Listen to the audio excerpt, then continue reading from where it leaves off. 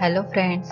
आज मैं आपके लिए एक ऐसी स्टोरी ले आई हूँ जिसको सुन के शायद आपके रोंगटे खड़े हो जाएंगे।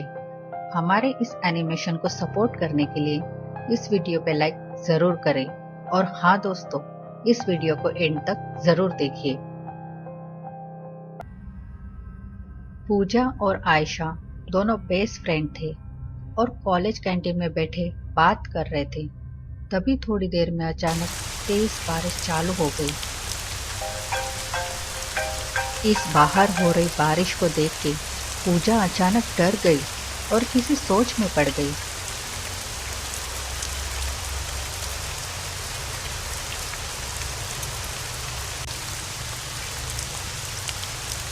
ये बात 1 साल पुरानी है। आज हॉस्टल की कैंटीन में बैठे हुए मुझे वो भयानक रात फिर याद आ गई। उस रात भी ऐसी ही तेज बारिश हो रही थी जब वो खौफनाक घटना हुई।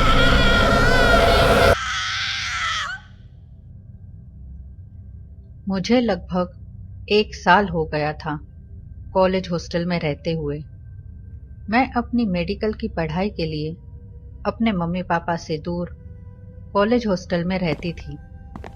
मेरा रूम नंबर 335 था, जो कि 3rd फ्लोर पर था, जिसे मैं अपनी रूम पार्टनर रिया के साथ शेयर करती थी। हर रूम में 2 अलग कमरे थे, 2 अलग बेड्स के साथ। तो जाहिर सी बात है कि मेरा और रिया का बेड भी अलग था।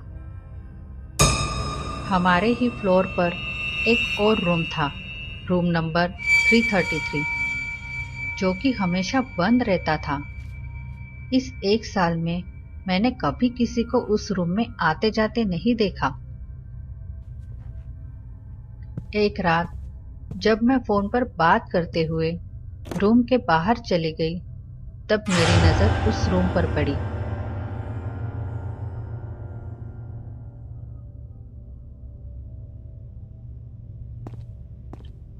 मैंने अंदर आकर अपनी फ्रेंड रिया से पूछा, रिया, इस रूम नंबर 333 में कौन रहता है? कभी कोई दिखाई ही नहीं देता। Room number 333? अरे तुझे नहीं पता क्या उस रूम के बारे में? क्या नहीं पता? वैसे मुझे भी नहीं पता, लेकिन मेरी फ्रेंड जो फाइनल ईयर में है वो एक बार बता रही थी कि इस हॉस्टल में हमारा फ्लोर हॉन्टेड फ्लोर के नाम से जाना जाता है। क्या? Haunted floor? मगर क्यों? ऐसा क्या हुआ है इस फ्लोर पे?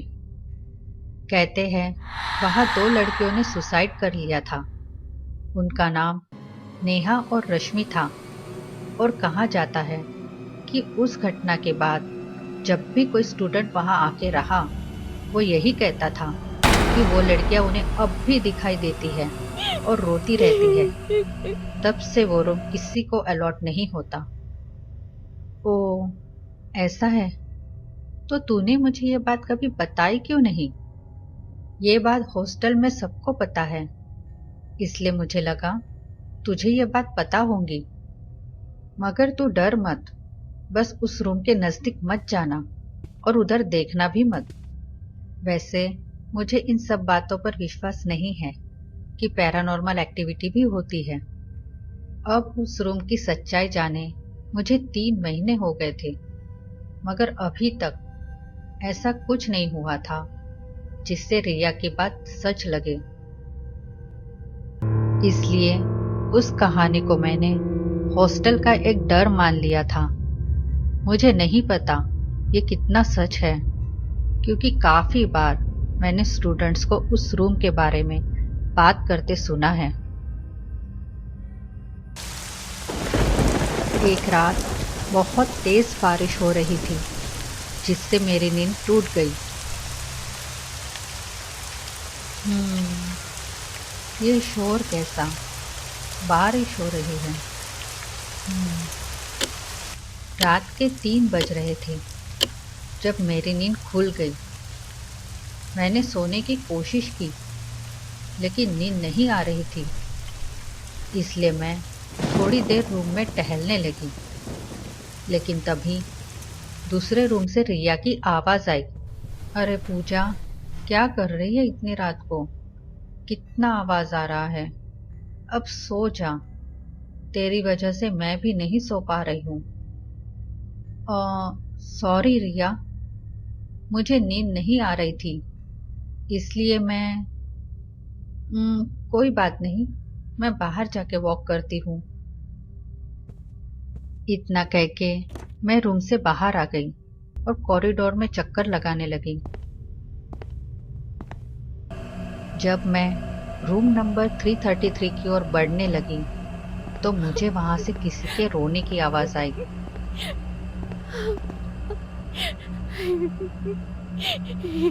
और जैसे जैसे मैं उस रूम के पास पहुंचने लगी तो वो रोने की आवाज और तेज होते जा रही थी। मैं जब उस रूम के पास पहुंची तो मैंने देखा उस रूम का दरवाजा थोड़ा सा खुला था।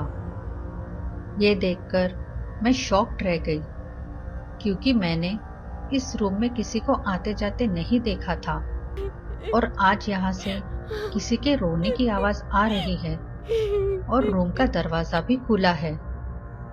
चलो फाइनली यहाँ कोई रहने तो आया है। अब ये फ्लोर हॉन्टेड फ्लोर के नाम से नहीं जाना जाएगा।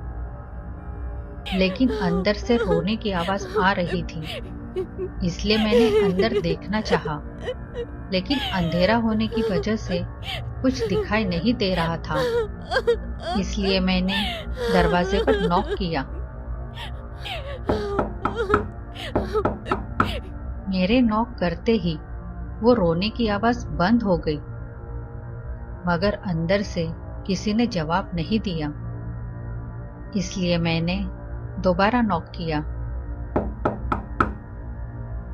तो अंदर से आवाज आई, अंदर आ जाओ।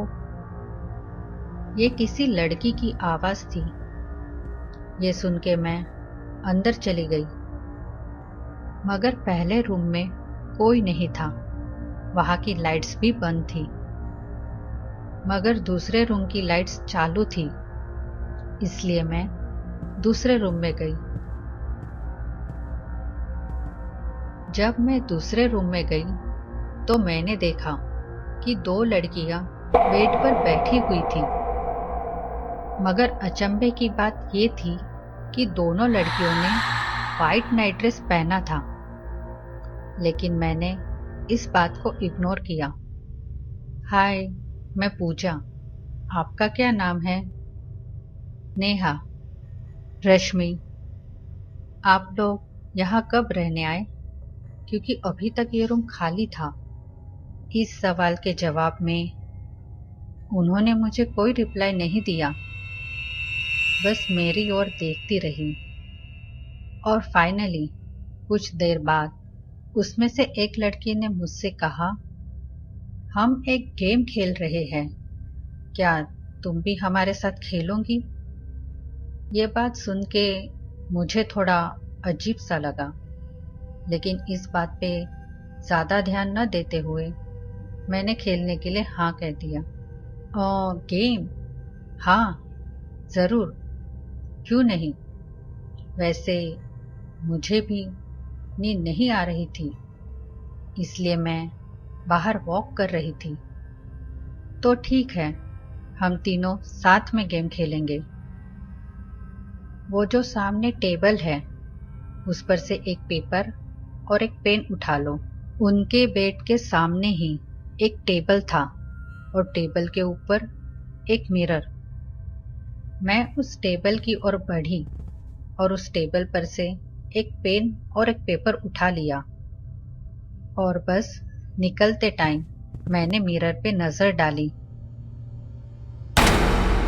और जो मैंने मिरर में देखा उसे देख के मेरे होश ही उड़ गए। मैं बहुत ज्यादा डर गई थी। उस मिरर में एक लड़की की लाश दिख रही थी जो पंखे से लटक रही थी। उसका मुंह दीवार की तरफ था और वो लाश धीरे धीरे मेरी ओर बढ़ रही थी। मैं चिल्लाना चाहती थी मगर चिल्ला नहीं पा रही थी, बस उस मिरर की ओर देखती रही। और जब मैंने उस लाश का चेहरा देखा तब जाके मेरी चीख निकली।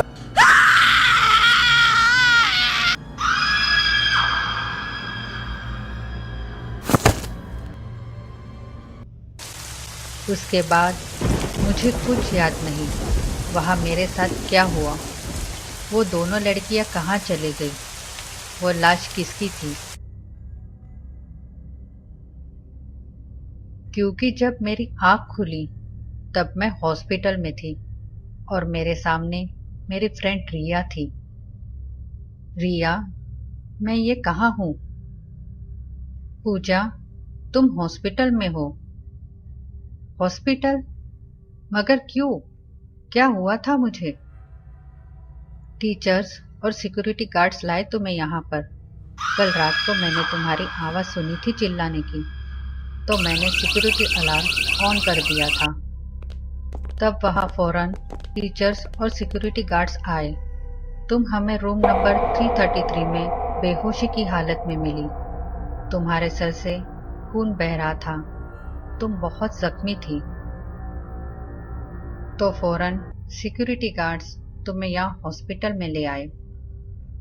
रिया ने मुझे पूछा कि आखिर उस रूम में क्या हुआ था, मैं वहां कैसे पहुंची, मेरी ये हालत किसने की।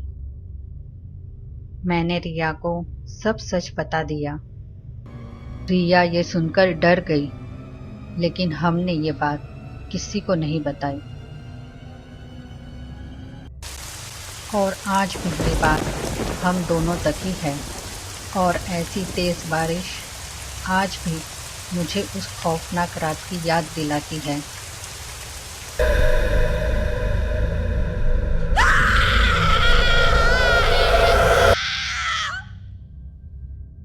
दोस्तों, अगर आपको ये वीडियो पसंद आए तो प्लीज़ हमारे इस वीडियो को लाइक करें, शेयर करें और हमारे चैनल को सब्सक्राइब करना ना भूलें।